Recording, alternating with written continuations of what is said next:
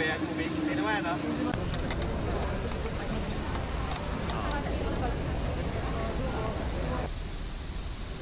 And finally, to the end user, the Commander Air Mobility Command. As soon as possible time. This is what this aircraft represents. They are symbols of our country's resolve, not only to protect our sovereignty, but also to ensure the safety and welfare of every Filipino. Each aircraft serves as a lifeline to reach even the farthest communities in need, to transport our troops in times of conflict, deliver relief assistance during calamities, and save lives when disaster strikes.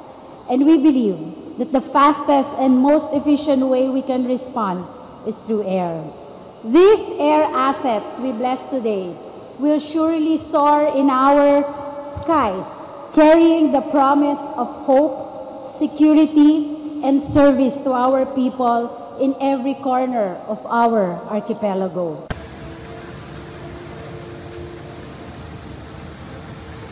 Under the steadfast leadership of your Commander-in-Chief himself, President Ferdinand R. Marcos Jr., the Department of Budget and Management reaffirms our commitment to modernizing our armed forces of the Philippines, including our Air Force.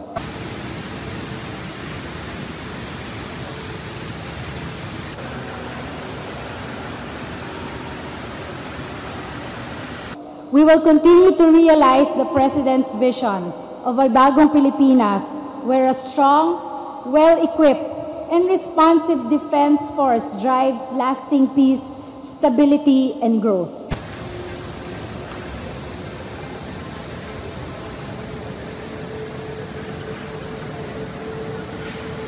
This may be used as kung ano po yung maging outcome po ng mga planners natin.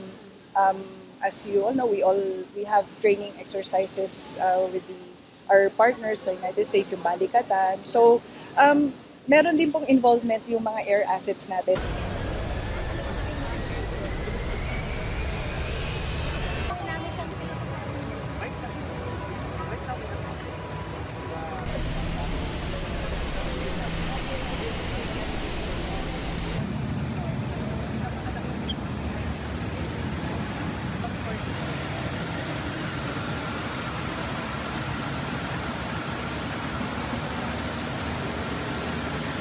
Jelajahi cara baru mendapatkan informasi. Download Metro TV Extend sekarang.